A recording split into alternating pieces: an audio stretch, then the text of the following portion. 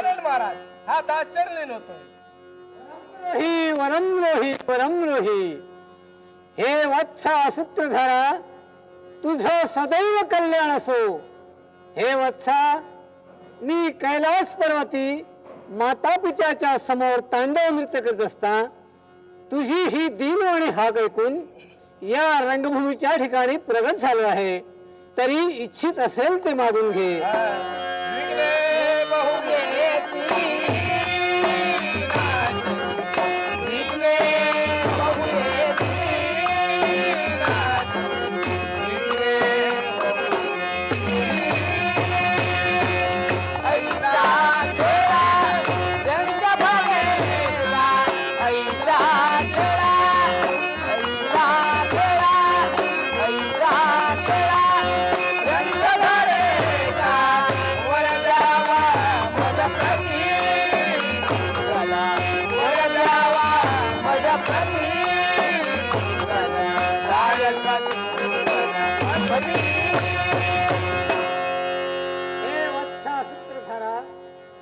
तुझ्या नाटकात येणारी विघ्ने माझ्या हाती असणाऱ्या पाशांकुशाच्या योगानं सर्वथही निरसन होतील असा माझा तुला पूर्ण आशीर्वाद आहे.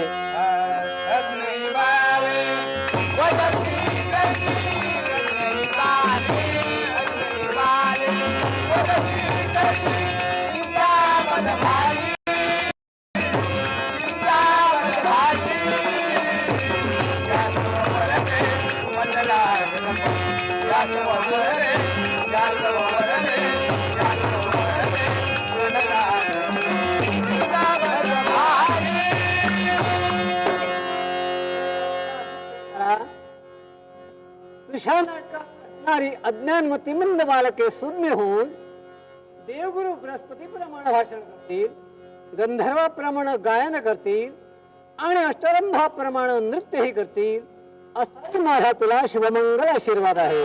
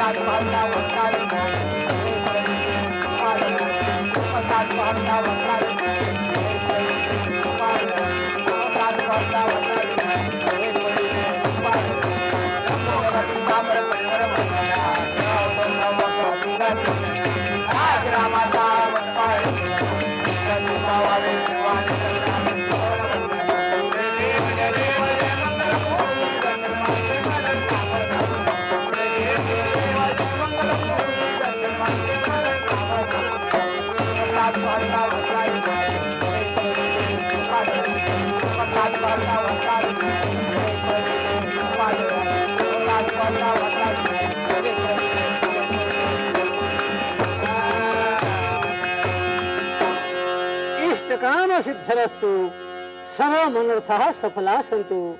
हे वत्सा सूत्रधारा, मी आता कैलासी गमन करीत आहे. शिवसुता भजावे शिवरजनी, शिवसुता भजावे शिवरजनी, भजावे शिवरजनी.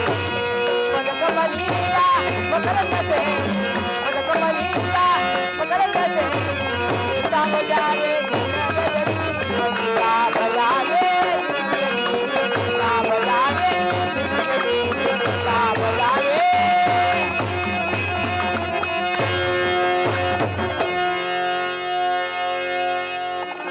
भारती भारती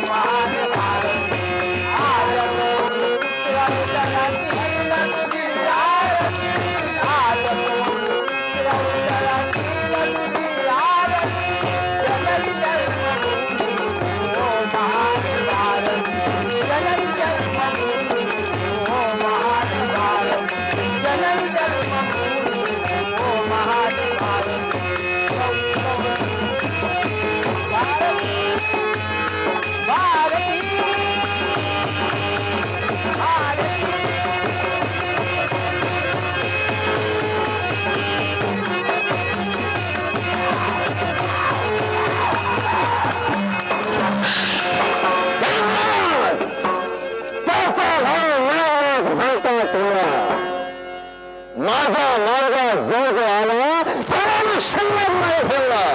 पण मला सांग, अपराध मी असा तुझा काय गुन्हा केला आणि त्या गुन्ह्याचा शासन म्हणून आज एक मला असं या स्थितीत फरफटा ओरड या अरण्याच्या ठिकाणी मला तू आणलंय. तो स्वतः गेला आहेस. तर कोणी केला? तुझा पण अपराध खाल्ला आहे पण आपल्याला तू घरी ठरलीस. सगळ्यात अपराध. हो याचा अर्थ मी काय सांगू? एकच. अगं आतापर्यंत माझ्या नवीन हे सावज मी कधी सोडलं नाही. तुझ्या सौंदर्याला भाळलो. तुझा त्या पतीने सौंदर्य मला आवडला. हा मेघनाथ तुझ्या मार्गावर होता. का घेते कशासाठी? भारती भारती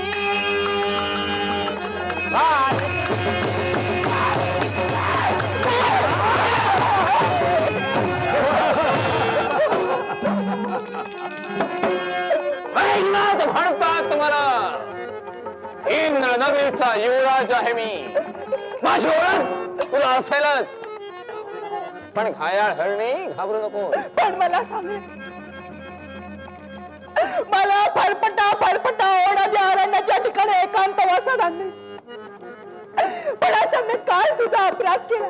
अपराध? असं मी काय गुन्हा केला आणि त्या गुन्ह्याचा शासन म्हणून माझे तू अशा प्रकारे धिंडावडे काढतोय? काय अपराध तू केला नाहीस.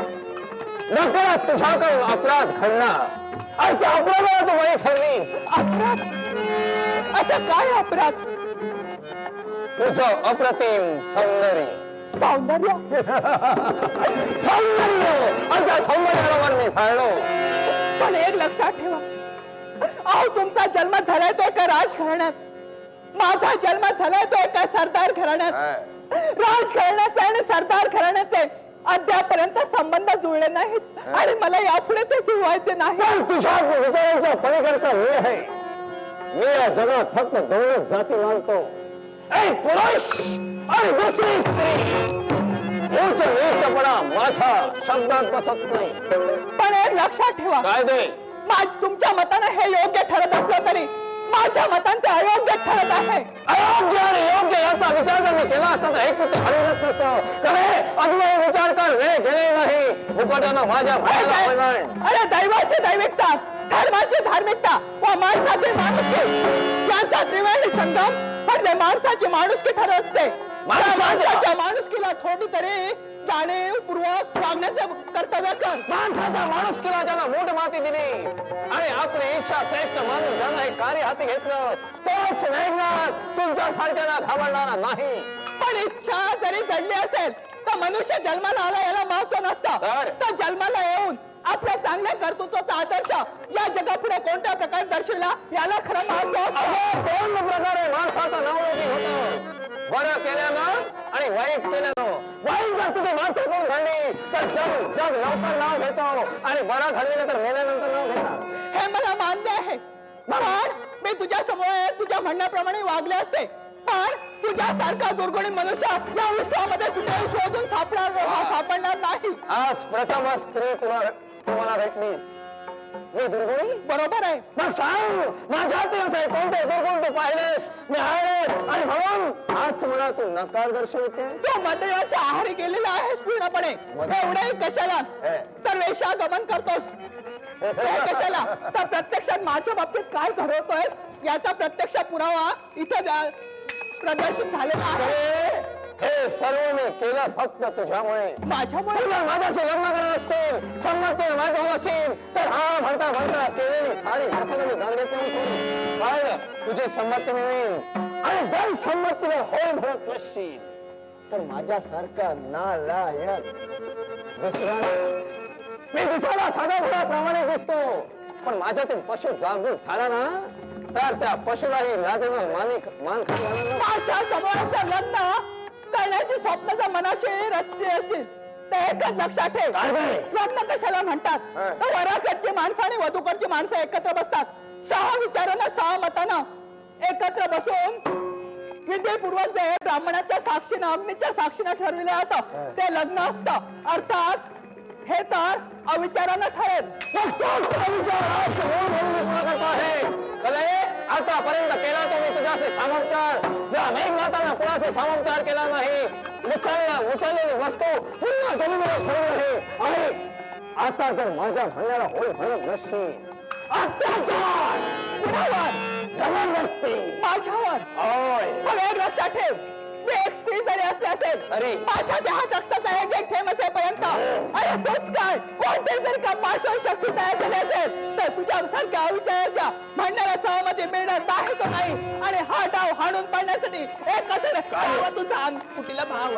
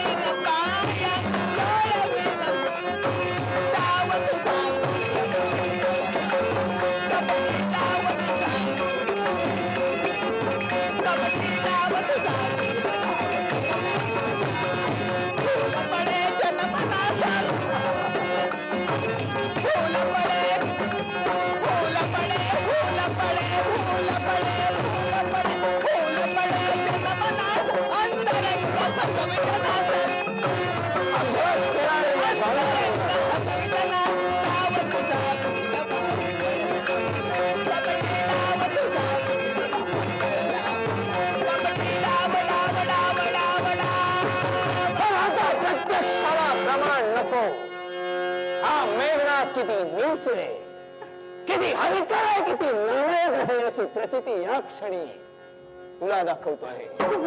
या निर्भीड अरण्यात जिथं माणसाची वस्ती नाही हिंसेपर्यंत वास्तव्य आहे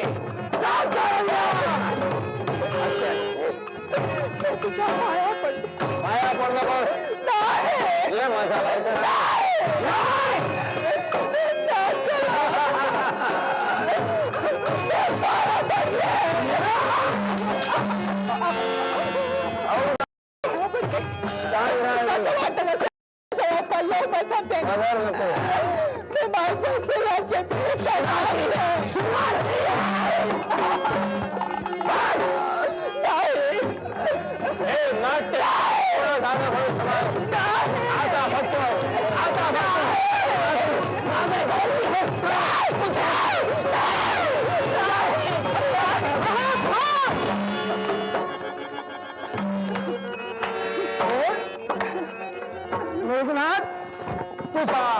अरे स्वप्नात सुद्धा वाटलं नव्हतं की अशा तऱ्हेची कृती तुझ्या हातून घडेल.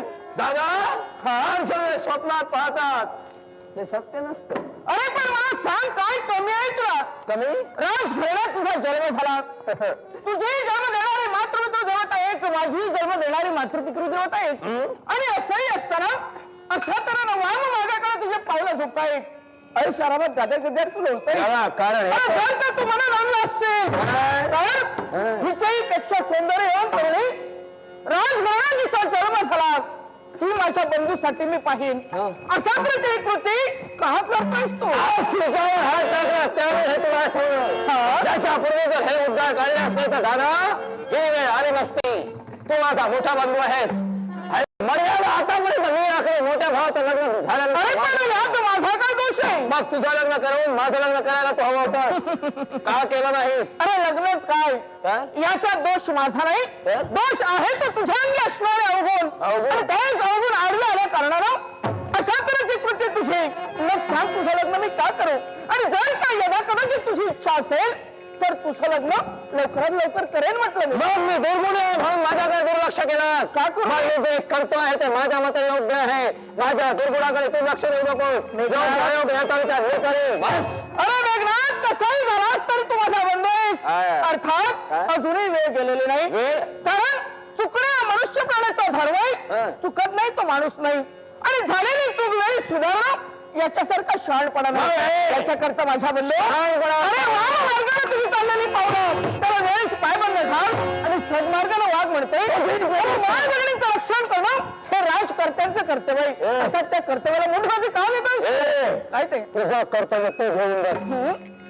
एकच माहिती असं काय ते कला तुझा पांडित्याचे झाले मला नको मी ऐकणारा मग वेगळा नाही तोच काय या विश्वचराचराच्या ठिकाणी कोणी असू द्या जोपर्यंत माझ्या देहात पंचप्राण आहेत तोपर्यंत अशा त्यांना वाममार्गाला जो व्यक्ती जातोय त्याला सद्मार्गाने आणणं माझं कर्तव्य आहे. मग ते कोणी का असू द्या.